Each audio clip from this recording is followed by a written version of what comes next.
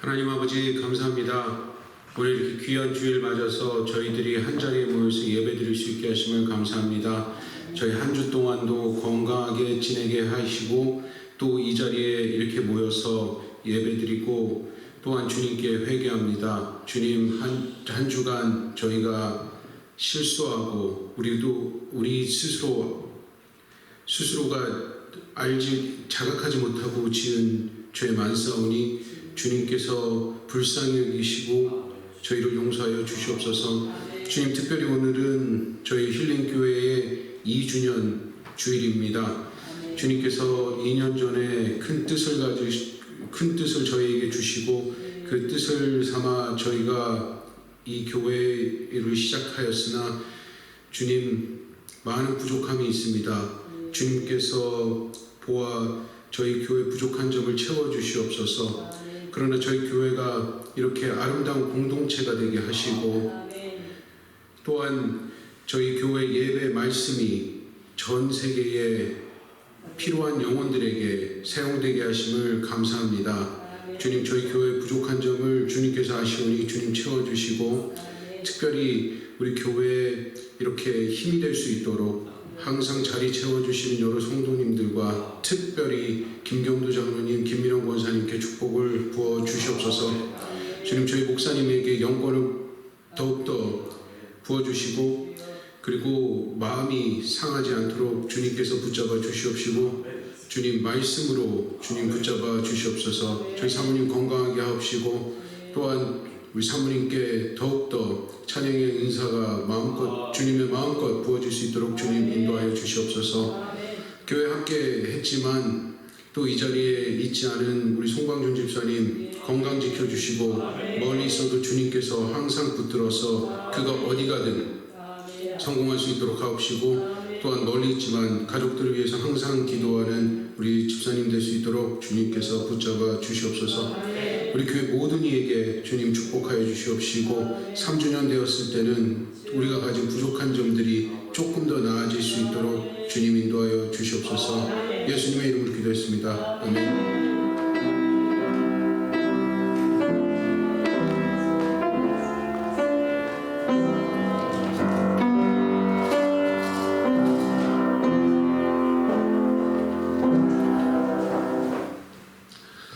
사랑하는 여러분, 좌우에 계신 분들한테 축복합니다. 인사 한번 나눠주시고요. 축복합니다. 지난 2년을 뒤돌아보면서 목회자로서 여러분에게 드리고 싶은 말씀은 고맙습니다. 여기까지 잘 도와주시고 와주셔서 감사합니다. 오늘 외부에서 플로리다에서 또 한국에서 또 휴스턴에서 또 여러분이 우리 교회 2주년 되는 것을 갖다 축하한다고 연락 주셔서 너무 감사하고요. 우리 이 자리에 우리 집사님 기도해 주신 것처럼 선교사님들 변함없이 자리를 지켜주셔서 감사하고 사랑하는 우리 성도님들 내년 3주년은 오늘을 뒤돌아보면서 많은 축복을 받았노라고 그렇게 여러분께서 고백할 수 있는 시간이 되기를 주님의 이름으로 축복합니다. 또 오늘 이렇게 나와주신 우리 고인규 안수집사님 또 윤집사님 여러분들께 감사하고요.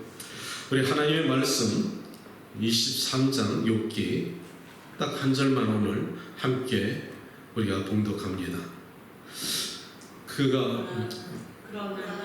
그러나 내가 가는 길을 그가 아시나니 그가 나를 단련하신 후에는 내가 순금같이 되어 나오리다. 아멘. 사랑하는 여러분, 저는 지난 주일 여러분과 함께 욥의 이야기를 통해서 우리가 말씀을 나눠봤습니다. 사실 욥기는 말씀을 갖다 묵상할수록 굉장히 심오하고 내용이 깊어서 지난주에 연이어서 우리가 미처 깨닫지 못한 부분을 통해서 오늘 여러분과 내 인생에 접목해가지고 우리는 욥과 같은 고난이 오면은 또 앞으로나 현재로나 어떻게 이 고난을 갖다 지나서 오늘 욥이 고백한 것처럼 내가 신앙이 정금같이 나올 수가 있을까, 이렇게 여러분이 말씀을 적용하시길 주님의 이름으로 축복합니다. 오늘 욥은 이렇게 말합니다. 나의 달려갈 길을 그가 아시나니 그가 나를 단련 후에는 내가 정금같이 나오리라. 참 잘 알고 있다는 거예요. 지금 내가 달려가는 길을 하나님이 아신다는 겁니다. 그런데 내가 이 가는 길이 고통스럽고 힘들지만은 언젠가 이 과정을 지나고 시간을 지나서는 하나님 나를 정금처럼 만들어 준다는 겁니다. 욥이 알고 있다는 겁니다. 자기가 가는 길이 하나님으로부터 주신 시험인 거 알고 있는데 이것은 나의 불순물이 제거되고 내 안에 버려야 될 것이 버려지고 하나님이 나를 갖다 불같은 시련과 용광로 같은 뜨거운 연단을 통하여서 모든 불순물을 제거하고 정금처럼 나를 갖다 만들어 가는 과정이라는 겁니다. 한마디로 하나님께서 욥에게 작업 중이라는 것이죠. 욥에게 하나님께서 공사 중이라는 겁니다. 사랑하는 여러분, 혹시 여러분 가운데 고난을 가고 있습니까? 여러분이 알지 못하는 사이에 하나님께서 여러분을 공사 중인 줄로 믿습니다. 하나님은 욥을 갖다가 우리 말씀을 통해서 우리에게 주시는 교훈은 하나님이 이전보다 더욱더 높은 수준에까지 이끌어 가시겠다는 겁니다. 자, 우리가 오늘날까지 알았던 많은 설교하신 목사님들과 내가 알았던 이 욥기의 내용은 보통 이랬습니다. 욥은 동방의 의인이었다. 이것이 전제 조건이죠. 그리고 그는 의인이었기 때문에 하나님께서 마귀에게 시험을 허락하신 후에 그가 많은 고난을 받았다. 그런데 그가 믿음으로 승리해서 마침내 하나님께서 배의 축복을 허락하셨다. 아닙니다. 지난주 우리 제급 집사님 말씀 나눠봤지만 3장에서 38장까지 우리가 집중해서 보면 대단히 지루한 내용이 나오는데 거의 다 욥과 욥의 세 친구와 그 후반전에 엘리후가 나타나면서 계속 서로 변론하는 겁니다. 나는 억울하다. 욥은 자기의 의에 사로잡혀가지고 내가 왜 하나님께서 나를 갖다 이렇게 나를 조이시고 사망의 음침한 골짜기를 집어넣으시며 어떻게 하나님께서 의로운 자를 갖다 징계할 수가 있는가.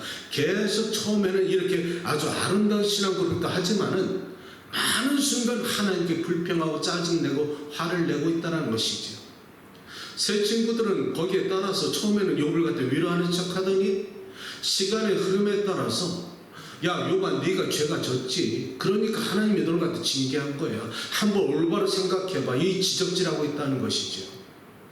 자, 여기서 우리는 한번 깊게 생각해 보자는 겁니다. 나는 오히려 욥이 이 고통 가운데 거짓으로 포장해가지고 하나님 감사합니다 속은 울면서 불평하면서 이렇게 하는 것이 아니라 처음에는 고난의 초창기에는 이런 고백 나올 수가 있습니다. 욥이 이 고백뿐만 한 것이 아닙니다. 욥은 몇 가지 아름다운 고백을 했는데요. 고난이 깊은 중에도 이렇게 말했습니다. 내가 무정한 고통 가운데서도 내가 하나님께 범죄하지 아니하는 내 입술로 하나님을 원망하지 아니했습니다. 얼마나 멋있어요. 죽을 지경인데 내가 하나님께 입술로 원망하지 않았다. 자랑하고 싶은 거야. 이렇게 믿음이 단단한 사람이었는데 시간이 좀 지나가니까 서서히 변하기 시작하는 거예요. 이게 여러분과 나라는 겁니다. 우리가 믿음이 조금 있다 할지라도 고난이 오면은 처음엔 그럴듯해. 예, 저도 그래요. 하나님 내가 아무리 힘들지라도 내 입술로 주께 범죄하지 않겠습니다. 자랑이 되고 참 멋있는 것 같아. 그런데 이 고난 이 시기가 길어질수록 우리는 갈등하기 시작합니다. 거기서 흔들리기 시작하지요. 믿음이 처음에 있었는데 하나님을 붙잡았는데 고난이 길어질수록 하나님 나를 버리셨나 보다. 하나님께서 내 행위를 갖다 바라보니까 아무리 생각해봐도 욥이 그렇다는 거예요. 도덕적인 관점에서 자기는 하나님 앞에 이루었어. 율법적으로 흠이 없어. 그리고 하나님이 축복해 주셨기 때문에 물질을 통해서 고아와 과부를 갖다 구제해 줬을 뿐 아니라 가난한 사람도 도와줬다는 거예요. 따라서 나는 퍼펙트했다는 거야. 그런데 하나님께서 왜 나에게 이렇게 시험을 주시고 모든 것을 가져가시며 내 소유물 갖다 다 없애버리시고 내 육신의 병을 주셨습니까? 이렇게 시간이 가면서 어찌 하나님께서 의로운 자를 갖다 징계하십니까? 하나님 당신이 살아계시던 것들이 정직한 자에게 이렇게 고통을 주십니까? 이제는 반론하고 하나님께 원망하고 하나님께 화를 내기 시작합니다. 이것이 솔직히 여러분과 나라는 거예요. 나는 솔직히 이 모습 속에서 인간 냄새가 나, 사람 냄새가 난다는 것이지. 우리 이럴 수가 있다는 겁니다. 더군다나 이 새 친구들은 자꾸만 하나님의 말씀, 올바른 말씀을 갖다가 잣대를 가지고 이 욥을 갖다 정죄하기 시작합니다. 문제는 두 사람 다, 양쪽 다 스스로 의롭다 생각하는 겁니다. 사람이 고통을 받고 상처를 받으면은 교회 안에서도 우리 사랑하는 성도들이 지적질하기보다는 그의 곁에 가서 어루만져주고 눈물을 닦아주고 필요한 것을 채워주는 것이 올바른 교우들의 모습이라는 것입니다. 그런데 문제는 왜 욥은 스스로 의롭다 생각했을까? 하나님이 욥기 첫 장부터 동방의 의인이라고 인쳐주셨기 때문에. 그런데 하나님은 우리를 갖다 의인이라 할 수가 있을까요? 없을까요? 있습니다. 하나님은 욥뿐이 아니라 죄인되었던 여러분과 나를 의인 삼아 주셨다는 겁니다. 여러분과 나 같은 사람도 의인 삼아 주셨고 의인이라 불러주시길 기뻐하시는 하나님은 하나님의 속성은 사랑이기 때문에 그렇다는 것이지. 그래서 하나님은 욥을 갖다가 사랑하시고 그가 동방의 참 이로운 자라 했다는 것입니다. 그런데 욥은 스스로 나는 의인이라고 생각하면 안 된다는 것이죠. 아멘. 여러분, 하나님 앞에 스스로 나는 의인입니다. 도덕적으로 아무리 죄를 안 짓고 산다 할지라도 그렇게 하실 수가 있을까요? 나는 이 욥을 갖다 성경 말씀을 갖다 깊이 묵상하면서 신약의 한 사람을 갖다가 대표적으로 한번 생각해 봤습니다. 신약의 대표적인 율법에 흠이 없는 자, 하나님의 말씀 완전한 자, 하나님을 사랑하는 열정이 뜨거워서 그리스도인들을 갖다 죽였던 자, 바울입니다. 그는 스스로 말하기를 나는 율법에 흠이 없는 자예요. 나는 가마리알의 한마디로 장학생이었고 태어날 때부터 모태신앙이야. 난 하나님을 사랑하기에 열정적이 있어서 하나님을 욕되게 하는 사람, 가차없이 죽일 수 있는 그런 뜨거운 열정이 있는 사람이야. 하나님 사랑하기에 바울 같은 사람이 없었다는 것이죠. 그런데 그가 스스로 의롭다 생각했던 그가 어디서 꺾어졌느냐? 다메섹 도상에서 예수 믿는 사람들을 다 잡아 죽이려 가다가 다메섹 도상에서 하늘에서 정오에 대낮에 빛이 임하니 거기서 꼬꾸라진 것이지요. 그가 거기서 완전히 꼬꾸라져서 스스로 말하기를 그가 예수 믿기 전에, 예수님의 빛이 임하기 전에는 그가 스스로 자기 이름이 사울이었어. 사울이라는 이름의 뜻은 높은 자예요. 아멘. 그런데 그가 빛이 임하니까 자기 안에서 자기가 의롭다 생각했던 그의 모습 속에서, 생각 속에서 하나님의 의까지 내려가다 보니까 아하, 내가 죄인인 것을 깨달아. 그 다음에 스스로 자기 이름을 계명하면서 불렀으니 그것이 바로 바울이에요. 바울이라는 이름은 낮은 자야. 이것은 누가 그 이름을 지어준 것이 아니라 스스로 그렇게 했다는 겁니다. 사울이 변해서 바울이 된 것처럼 여러분도 오늘 변하면 하나님의 놀라우신 하나님의 사람이 될 수가 있다는 것이지요. 의로운 자가 아니라 나는 죄인이었네. 그런데 아직 욥은 거기까지 이르지 않았다는 겁니다. 세상에 수많은 사람들을 갖다 신앙생활하면서 만나보는데요, 참 이상한 것은 스스로 의롭다는 사람들은 자기를 모르더라고. 자기가 의롭다 생각하는 사람들은 특별히 남을 가리키려고 해요. 남의 허물을 정죄를 잘해요. 그리고 그 잘못을 지적질하는데 삼자가 바라볼 때는 당신도 의롭지 않아. 당신도 올바르지 않는데 왜 당신은 자기 스스로 바라보지 못하지? 모릅니다. 그렇기 때문에 지적질하는데 이것이 우리 안에서 주어지는 문제점은 은혜가 깊어질수록 내가 죄인인 것을 발견한다는 겁니다. 자, 그렇다면 욥은 무엇 때문에 이렇게 자신이 의에서 스스로 의인이라는 것을 관점에서 벗어나지 못했을까? 그는 깊은 내면에 도덕적인 관점은 착하게 살았을지 모르지만 사람의 영혼의 뿌리는 내면에 있습니다. 뿌리 깊은 영성을 저술한 강준민 목사님 말씀을 갖다 듣다 보니까 사람은 뿌리 깊은 영성을 내면에 뿌리지 않고선 변화가 없다는 거예요. 내가 가만히 욥기를 갖다 묵상하다 보니까 욥은 태어나면서부터 온순한 사람이었어. 바울은 태어나면서부터 기질이 남달랐어. 잘 들어보세요. 여러분, 이 자리에 앉아 계신 여러분들이 태어나면서부터 기질이 다 다릅니다.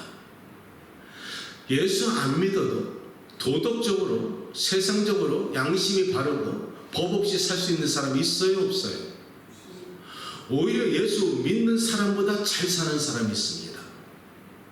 그런데 그런 사람이 온순하기 때문에 자신은 의롭다 생각하는데, 문제는 이런 사람들은 하나님을 찾지를 않아. 왜? 자신이 올바로 살고 죄를 갖다 짓지 않기 때문에 하나님 없이도 착하게 산다는 자기 의에 가득하기 때문에 사모함이 없어. 그런데 바울은 기질이 하나님이 다스려 주지 않으면 아주 잔인한 기질이 있어가지고 가만 놔뒀으면 수많은 사람들을 죽였을 것이고 자기에게 해가 되는 사람들 악하게 처리했을 사람이라는 것이죠. 이런 사람, 성령이 다스리지 않으면 이런 사람은 문제가 항상 생긴다는 겁니다. 여러분과 나의 기질이 다 달라요. 그런데 하나님은 여러분의 기질을 사용한다는 겁니다. 아멘. 하나님은 여러분의 허물까지 다 아시고 여러분의 장단점 다 아시고 그 성격대로 역사하신다는 겁니다. 오늘 욥은 자기가 의로운 부분에서 생각했고 자기가 아무런 잘못이 없다는 것이 이게 문제예요. 자, 그렇다면 하나님은 이 욥을 어디까지 끌고 가시겠을까? 왜 하나님께서 욥에게 고난을 주셨을까? 난 여러분이 고난을 즐기시길 축복합니다. 고난은 인생을 살다 보면 있다는 거예요. 여러분이 살아있기 때문에 고난이 있습니다. 죽은 사람에게 고난이 없지요. 고난을 통할 때 우리가 고민해야 됩니다. 예, 괴로워해야 됩니다. 맞습니다. 이것이 사람 사는 모습이에요. 그런데 고난이 주는 의미가 무엇이고 유익이 무엇이냐? 하나님은 이 욥에게 고난을 통해서 너 좀 더 나랑 함께 가자. 너 지금 너의 모습보다 나는 창조의 하나님이니라. 내가 더 너를 갖다 만들어 갈 거야. 어디까지? 수준 높은 데까지. 아멘. 자기가 죄인이라는 것을 발견할 때까지. 하나님은 욥은 거기까지 가자는 거야. 나는 의롭다 생각했는데. 그런데 말씀이 깊이가 지나가고 어느 순간에 하나님께서 욥에게 나타나시지요. 무지한 이치로 말씀을 갖다가 어둡게 하는 자가 누구냐? 너냐? 욥이냐? 욥아, 일어서라. 그리고 너는 허리를 동여. 아, 무슨 말인가요? 폭풍우 가운데 하나님이 나타나셨습니다. 정신 차리라는 것이죠. 너는 내가 묻는 말에 지금 대답해야 되는데 정신 똑바로 차려. 이렇게 말씀하시면서 무지한 말로 이치를 어둡게 한 자가 누구냐? 너냐? 내가 땅에 기초를 놓았을 때 네가 봤어? 아, 이렇게 말씀하시면서 천지를 창조하시고 우주의 질서를 갖다 만드신 전능하신 하나님의 말씀을 계속 물쏟듯이 부어놓습니다. 그러니까 욥이 어떻게 해요? 그때서 무지한 말로 이치를 어떻게 한 자가 나입니까? 내가 욥이 나입니까? 이렇게 물으면 한다는 말이 내가 무엇이라 주께 말씀을 드리겠습니까?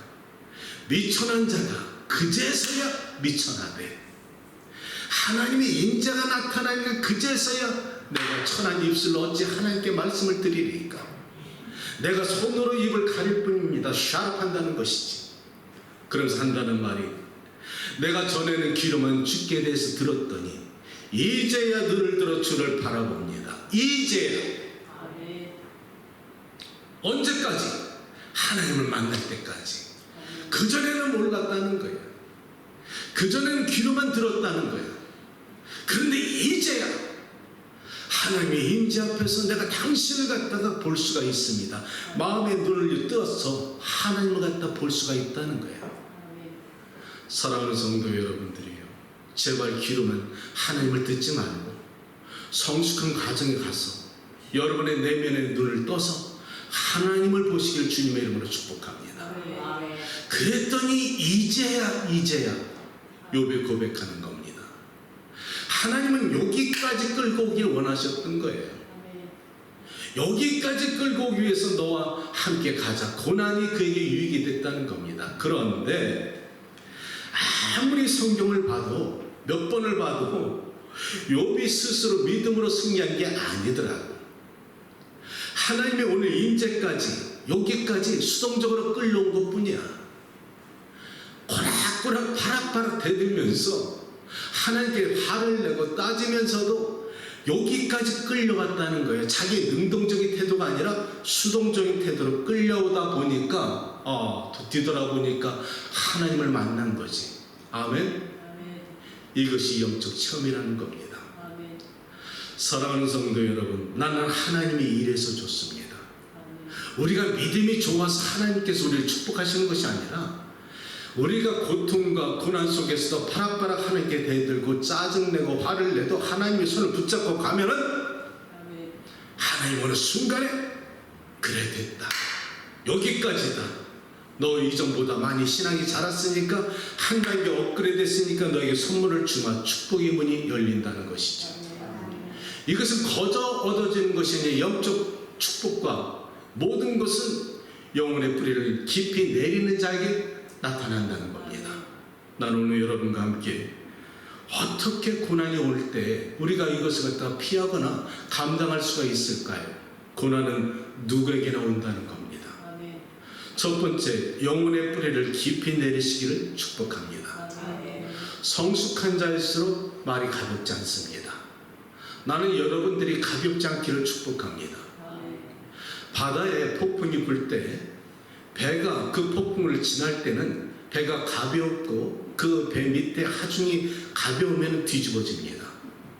그런데 폭풍을 지나가고 브레이크 뚫어가는 배는 그 배 밑에 하중에 무거운 무게를 갖다가 집어넣어서 브레이크 그 안정성을 가지고 지나가는 것이 그 배 안의 무게에 따라서 다르다는 것이죠. 여러분의 내면의 영성의 무게에 따라서 달라진다는 겁니다. 시험이 와도 영성의 무게가 있는 사람은 가볍게 흔들리지 않습니다. 포도나무의 병 중에 진디라는 진디병이라고 있습니다.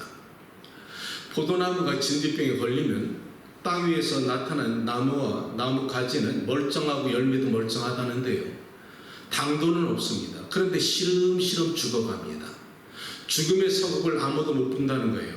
아주 서서히 죽어가기 때문에. 그래서 농부가 그것을 발견하고 나서 그 포도나무에다가 해충, 살충제를 주고 그 전지를 해줘도 그 나무는 죽어갑니다. 문제는 나무 위에 있는 것이 아니라 땅 밑에 있는 뿌리에 병이 들었다는 것이죠. 원인을 알아야지 고칠 수가 있다는 겁니다. 아무리 땅에 있는 나무까지 살충제 뿌려도 이 병은 고쳐지지 않는다는 것이. 어떻게 고쳐질까? 땅을 파헤치고 뿌리를 드러내서 잘라버리고 건강한 뿌리를 갖다 이식해서 접목하면 그 이전보다 더 튼튼한 나무가 자라날 수가 있다는 것이죠. 어떻게? 잘라야 됩니다. 마찬가지라는 것이죠. 여러분과 내 내면에 인생을 살아가면서 고난을 통해 살아갈 때 우리는 낙심하고 좌절하고 슬퍼하고 이럴 수 있습니다. 오늘 우울증 걸린 겁니다. 내가 태어나기를 갖다 저주한 거, 이거 마음에 지금 병 들어가고 있다는 겁니다. 아니에요. 여러분 잘 보세요. 이 믿음만 있었던 것은 아니라는 겁니다. 이 욥이 순간순간 말씀을 보면 내가 태어난 것을 갖다 저주하고, 왜 어머니 젖을 먹었는가, 왜 하나님을 갖다 날 이렇게 놔두시는가, 우울증이 걸려지고 죽기를 사모하고 이렇게 했던 것은 이 욥의 영혼에 병이 들기 시작했다는 것이죠. 이게 우리라는 겁니다. 나는 그래서 욥기 말씀이 너무 은혜가 되는데, 우리가 바라볼 수 없는 믿음의 선진들이랑 우리가 포기해버리고 마는데 욥의 모습 속에서 나를 발견하게 된다는 것이죠. 여러분 고난받을 때 여러분 믿습니다고 충만하십니까? 하나님 원망한 적 없습니까? 하나님 떠나서 교회를 떠나고 싶은 마음 없었습니까? 이게 내 영혼에 병 들어가고 있다는 거예요. 욥이 그랬다는 겁니다. 언제 고침받느냐? 하나님의 임재를 만날 때. 내 영혼의 뿌리를 잘라내고 말씀과 기도로 성령의 예수 그리스도의 뿌리로 접목시키면 산다는 겁니다. 이것이 영혼의 뿌리를 깊이 내리라는 것이죠. 두 번째, 영적 체험과 영성 생활은 다르다는 겁니다. 대단히 중요한 건데요, 사람들이 교회 다니다가 수련회 갔다 오고 은혜 받고 오면은 나 방언 받았다, 나 예수님 만났다, 너무 기뻐하죠. 왜 기뻐할 수밖에 없지요? 살아계신 하나님 만났으니까 기쁠 수밖에 없지. 그런데 그것을 바라보는 삼자들을 가만히 보니까 그들을 지켜봅니다. 어떤 사람은 제대로 은혜 받은 자는 바울 같은 사람은 평생 갑니다. 그런데 은혜 받은 그 깊이에 따라서 어떤 사람은 3일 만에 은혜 쏟아버린 사람이 있고요, 1년 그런 사람이 있지요. 깊이에 따라서 다르겠지만은, 그런데 이 은혜 받은 자들을 갖다 삼자가 이렇게 바라보면서 한 며칠 지나다 그의 행동과 삶이 달라진 것이 없을 때 뭐라고 말하는 줄 아세요? 아이고 무슨 성령 충만 받았다고 하더니 달라진 게 없네, 똑같네, 아이고 뭐 떠들고 다녀, 그 모습이 그 모습인데. 여러분, 모르는 소리 하지 마세요. 잘 들어보세요. 영적 체험은 하나님을 만나는 겁니다. 아멘. 그러나 인격의 변화, 내 기질의 변화는 영적 체험으로 나타나는 게 아닙니다. 내가 예수 그리스도를 믿고 구원받은 하나님의 자녀가 되어서 위로부터 뜨거운 성령의 불 같은 것이 내려오는 것은 내가 공부해서 받는 것이 아니라 하늘에서 주시는 하나님의 선물이라는 것이죠. 그것을 에베소서 말씀하시기를 너희가 믿음으로 말미암아 구원을 얻었나니 그것이 너희 행에서 난 것이 아니라 하나님의 선물이니라. 행에서 난 것이 아니니 그 이유는 너희가 행위로 구원받았다 했다면은 너희 스스로 자랑하려니와 너희가 믿음으로 구원받게 하셨기 때문에 네가 자랑할 게 하나도 없다는 겁니다.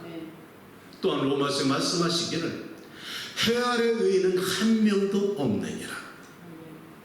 여러분이 아무리 도덕적으로 말씀대로 살아도 하루 종일 생각 가운데 여러분 생각이 정말 죄를 그때 짓지 않나요? 하나님 앞에, 거룩한 하나님 앞에는 우리가 갈 사람이 없다는 겁니다. 그래서 구원은 믿음으로 말미암는다는 것이죠. 우리가 누구나 다 여러분과 내가 나사렛 예수 그리스도가 내 안에 전인격적으로 내가 영접할 때 하나님의 성령을 주십니다. 그것은 여러분의 믿음이지 행위가 아니라는 것이죠. 이 성령이 내 안에 들어오신 것은 하나님께서 그래 맞다, 네가 내 아들 예수 그리스도를 갖다 믿음으로 영접했으니 너는 내 자녀다, 이렇게 주시는 하나님의 축복이요 증거입니다. 이것을 갖다 방언을 하는 사람들은 나타난 은사이기 때문에 더 이상 부인할 수가 없는 것이죠.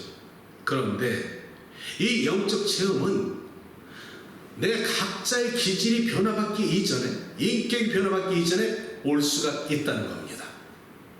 아멘. 영적 체험과 예수 그리스도를 영접하는 것은 여러분들이 무슨 자격이 있는 것이 아니라 내가 전인격적으로 하나님을 사모하고 아들 예수 그리스도를 영접할 때 주시는 하나님의 은혜라는 것이죠. 그래서 영적 체험은 하나님을 아는 것에서 멈춥니다. 그런데 내 인간의 태어나면서 기질, 천성, 내 인격의 변화는 하나님의 말씀으로부터 기도와 성령 충만한 데서 나눠진다는 것이죠. 아멘. 그래서 사도 바울이 말하는 겁니다. 말씀과 기도로 충만하라. 고린도전서 2장 14절 가면은 사도 바울이 항상 말하는 게 있죠. 세상에는 세 종류의 사람이 있다. 어떤 사람은 육에 속한 사람, 또 한 사람은 육신에 속한 사람, 또 한 사람은 영에 속한 사람이다. 여러분은 어디에 속하신 분인가요? 자연인은 육에 속한 사람이고 육신에 속한 사람은 교회는 다니나 세상을 적당히 이렇게 타협하면서 세상을 적당히 즐기고 살아가는 사람을 육신에 속한 사람이라고 합니다. 영의 사람은 바울과 같이 믿음의 사람, 하나님께 온전히 마음의 모든 영성의 뿌리를 내리고 하나님께 순종하며 따라가는 사람을 말하고 있다는 것이죠. 이 영성의 사람이 되기 위해서는 육신에서 말씀과 성령 충만해야지 이것이 가능하다는 겁니다. 아멘. 그래서 히브리서 기자는 성경에 말씀하시기를, 잘 들어보세요. 하나님의 말씀은 살아 운동력이 있어서 좌우의 날선 어떤 것보다 날카롭게 예리하게 사람의 영과 혼과 관절과 골수를 찔러 쪼개기까지 한다. 말씀이 문자로 아닌 이 단어로 있는 것이 아니라 이게 살아 운동력이 있어서 난 정말 여러분이 체험하기 원합니다. 말씀을 갖다가 간절히 기도할 때 고난 가운데 고통 가운데 어느 순간 말씀을 참 열었는데 이 말씀이 갑자기 대문자처럼 확 커갖고 내 가슴을 때리는 이 살아있는 말씀이 되시길 축복합니다. 하나님의 말씀은 그렇게 운동력이 있다는 거예요. 잠자는 말씀이 아니라는 거예요. 꿈틀거린다는 거예요. 그래서 어떤 때 여러분의 말씀을 듣다가 목사가 여러분들의 사정 잘 몰라요. 근데 어떤 분들은 시험 받았다, 목사님 나를 깠다 하는데 나 여러분 솔직히 몰라요. 내가 목회를 시작할 때 내가 여러분 앞에 내가 약속한 게 있고 내 스스로 약속한 게 있는데 나는 거룩한 제단에 올라와서 절대 사랑하는 성도들을 내 감정적으로 내 사적인 마음으로 말씀을 갖다 대언하지 않겠다. 그것은 아니지. 이 거룩한 제단은 하나님의 말씀만 전해야 되는데 이상하게 이 말씀만 전했는데 누군가에겐 화살처럼 찔려, 누군가에게 가슴이 아릴 정도로 아파. 누구는 어떤 때 말씀 듣다가 아멘하다 이 말씀이 갑자기 내 안에 더러운 것을 갖다 수술해버리고 잘라버리는 능력이 있다는 거예요. 이것은 하나님의 음성이 여러분한테 가는 거지 내가 여러분에게 어떻게 상처를 주거나 여러분에게 마음에 내가 맞지 않아서 드리는 말씀이 아니라는 겁니다. 하나님의 생명의 말씀이 그렇게 가기 때문에 그렇다는 것이죠. 이 생명의 말씀이 꿈틀거리고 여러분이 말씀을 묵상할 때 여러분의 영혼은 변화받기 시작합니다. 그래서 내가 항상 드리고 싶은 말씀이 말씀, 양육을 하자는 거지요. 성경 공부를 통해서 여러분의 영혼이 살아날 수가 있다는 겁니다. 두 번째는 성령의 다스림을 받는다. 성경은 이렇게 말하죠. 고린도전서 2장 10절에 사람의 사정을 사람의 영이는 어찌하리요. 이처럼 하나님의 사정도 하나님의 영이는 알지 못하느니라. 하나님의 영이 무엇인가요? 성령님. 사람의 사정을 여러분 스스로 여러분은 알잖아요. 이처럼 하나님의 사정도 내 안에 계신 성령은 알고 계시다는 거예요. 그렇다면 내가 내 사정을 하나님의 영이 하나님께 올려드리고 하나님의 뜻하는 바도 성령께 나에게 알려주신다는 거예요. 이것은 기도와 성령과의 교제 안에서 이루어진다는 겁니다. 여러분의 영혼의 뿌리는 여러분의 내면에 있다는 것을 잊지 마십시오. 내 내면은 하나님을 만나고 하나님과 대면하는 것이고 하나님과 교제하는 것입니다. 이 안에서 이루어진다는 것이죠. 도덕적인 관점하고는 다르다는 것입니다. 말씀을 정리하면서 수가성의 여인은 예수님에게 뿌리를 깊이 내린 여인입니다. 수가성 여인은 사실 5 남자도 있었고 현재 있는 남자도 남편이 아니라고 예수님께서 직설적으로 쓰셨죠. 그때 이 여인이 거기서 뒤집어지기 시작합니다. 예수님이 그에게 말씀하시기를 내가 너에게 주는 물은 영원히 목마르지 않는 물이다. 이 물을 마시면 영원히 목마르지 않기 때문에 샘물처럼 솟아날 것이다. 아이고 그렇다면 예수님 나에게 그 물 좀 주십시오. 그래서 다시는 이 우물가에 물 갖다 길러오지 않도록 도와달라고. 그렇게 예수님께서 자신을 갖다 말씀하시니까 그제서야 이 여인의 내면에 예수님의 생명수가 들어오기 시작했다는 것이죠. 이 여인은 영혼의 깊은 뿌리를 자신의 영혼에 예수님에게 내렸다는 겁니다. 아멘. 그리고 나서 예수 그리스도가 자신 안에 들어오니까 그 생명수가 넘치니까 두레박 던져버리고 사마리아에 뛰어들어가서 최초의 선교사가 되었던 것은 예수님의 생명이 들어왔다는 것이죠. 자, 그리고 마지막 두 번째, 예수님께서 여러분에게 말씀하십니다. 네 영혼의 뿌리를, 네 영혼의 소망을 반석 위에 두거라. 예수님께서 말씀하시기를 모래 위에 지은 집, 그리고 반석 위에 지은 집이 있죠. 모래 위에 지은 집을 홍수가 나면 어떻게 될까요? 쓸려버립니다. 저 맨하탄에 우리 집사님 사무실에 있는 맨하탄에 그 집안이 흙일까요? 암반일까요? 암석입니다. 전체가 암석입니다. 그런데 그 반석에 그 깊이를 갖다 파는 것은 대단히 고통스럽고 시간이 가고 노력이 필요하고 물질이 들어가는 반면에 깊을수록 건물은 높아갈 수가 있다는 겁니다.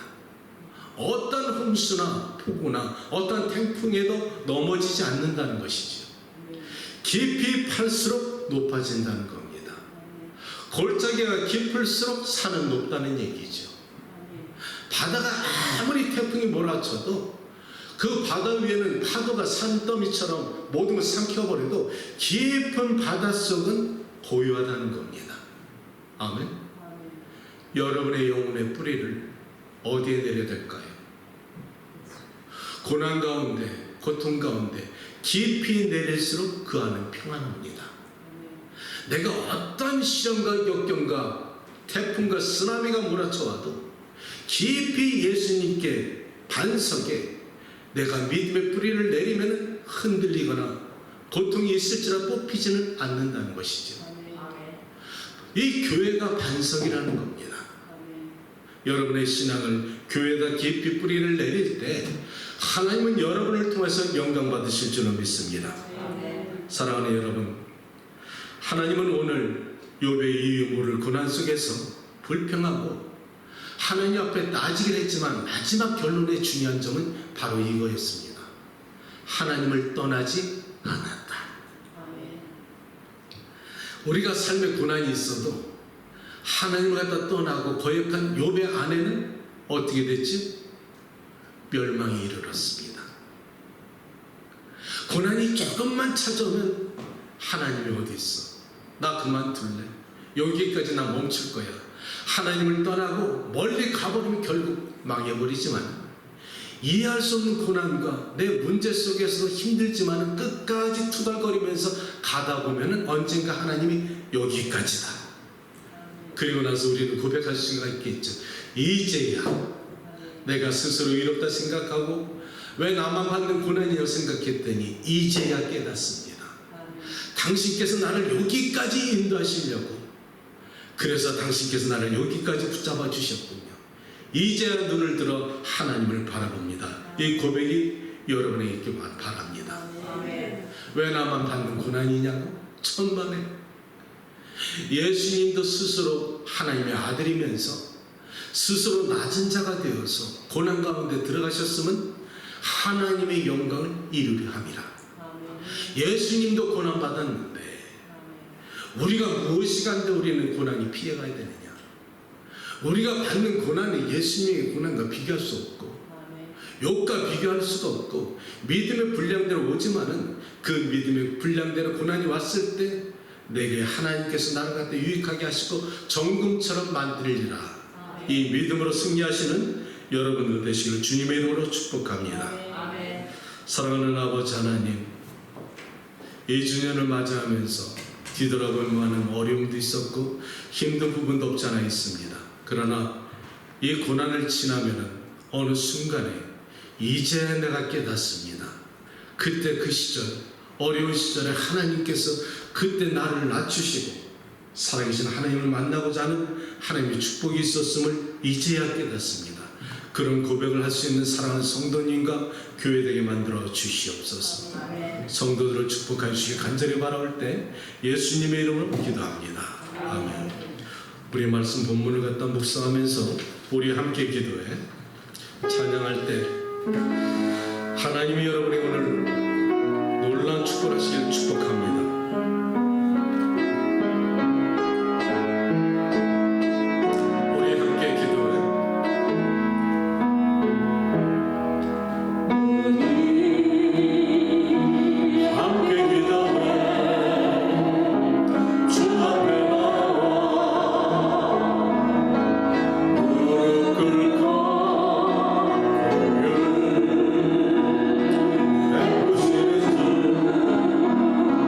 하늘을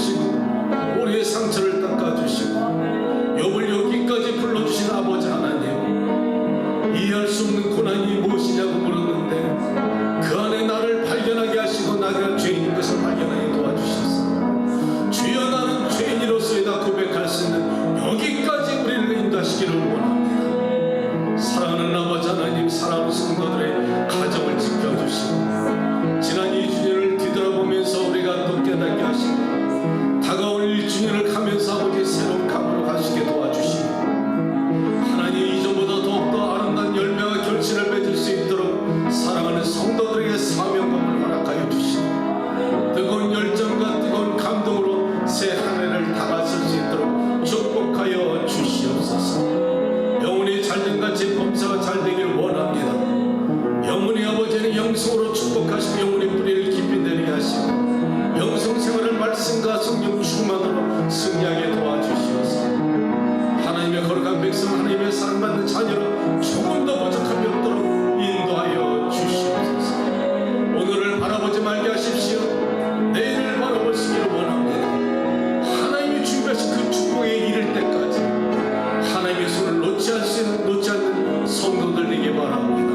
여러분의 마음의 손을 가지고 또 힐링교회를 생각하면서 주여 한 번 부르짖고 기도합니다. 주여, 영원하신 아버지 하나님, 여기까지 인도하신 에베네셀의 하나님께 감사를 드립니다.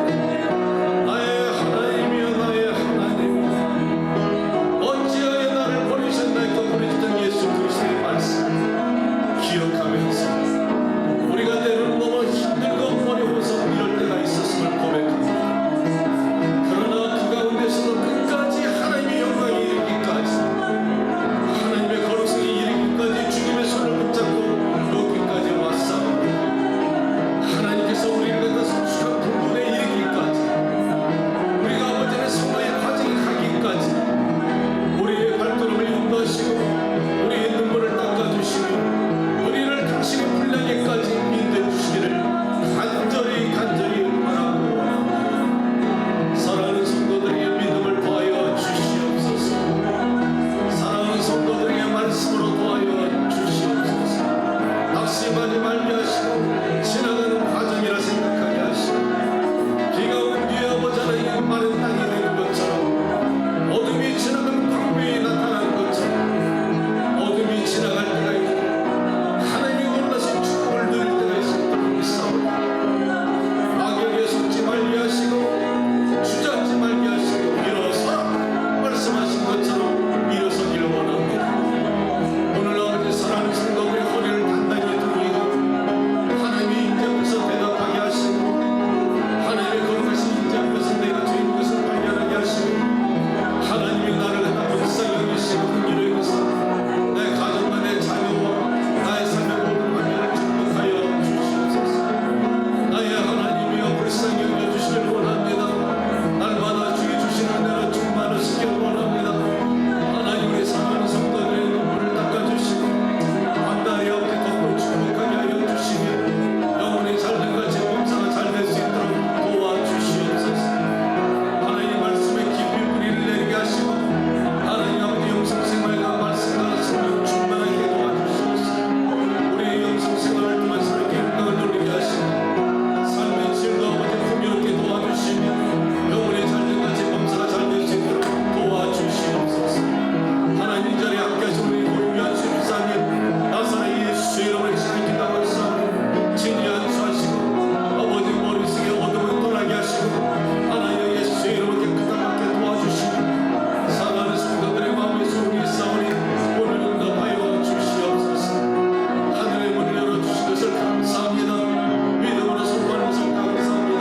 함께하여 주신 것을 감사합니다. 주님 감사합니다. 영광받아 주시옵소서. 혹시 여러분 가운데 육신이 연약한 곳 있습니까? 여러분의 손을 그곳에 얹으시고 제가 여러분을 위해서 이 시간에 기도할 것입니다. 종은 주의 종으로서 주의 이름으로 기도할 것이고 여러분의 믿음으로 치료받을 줄로 믿습니다. 하나님, 이 시간은 나사렛 예수 그리스도의 피 흘리신 그 보배로운 의로운 손으로 저들이 아버지 얹은 손에 얹혀주시고 안수하여 주시옵소서. 믿음에 축복하여 주시고 어둠은 떠나게 하시고 병든 곳이 깨끗이 치료받게 하시고 저들의 믿음으로 깨끗이 치료받은 후에 간증할 수 있도록 도와주시길 원합니다. 살아계신 하나님이 아니십니까? 우리 사랑하는 자녀들을 위해서 대신 목숨을 주신 예수님이 아니십니까? 무엇이 아까워서 주시지 않겠습니까? 믿음대로 될지어다. 믿음대로 될지어다. 믿음대로 깨끗함 받을지어다. 주님 믿음으로 기도했사오니 믿음으로 역사하게 나타나게 하시고 다시는 병을 통해서 고난받지 않게 하시고 승리할 수 있는 저들의 가정이 되시기를 원합니다. 거룩한 제단에 나올 때 아버지의 감사의 물질을 바쳤사오니 하나님 영광 받으시고 내 마음에 있는 것에 네 믿음이 있고 물질이 있는 것처럼 우리가 기쁨으로 바친 것을 기뻐하여 주시고 하늘의 상급으로 인쳐 주시옵소서. 하나님 우리의 믿음을 더하여 주시고 날마다 감사가 넘치게 하시고 하나님을 기쁘게 하는 우리 삶이 될 수 있도록 저들의 생활과 가정과 직장과 사업과 모든 현장 속에서 함께 하시길 원합니다. 이 물질이 쓰여지는 곳마다 우리 하나님의 영광이 나타나길 간절히 바라고 원합니다. 자리에서 일어나시기 바랍니다. 축복합니다. 지난 2년 동안에 연약한 아버지 하나님 목회자 또 연약한 아버지 교회와 우리에게 함께 하신 우리 주 놀라우신 사랑과 그 아들 우리 주 예수 그리스도의 무한하신 은혜와 성령의 감동감화 교통하심이 이 자리에 거기 있으신 하나님의 자녀와 또 이 자리에 함께하지 못한 우리 사랑하는 권속들이 어디 있든지 또 전쟁터와 험악한 이 세상에 고통을 받는 수많은 사람들에게 지금부터 영원까지 함께 계실지어다. 아멘.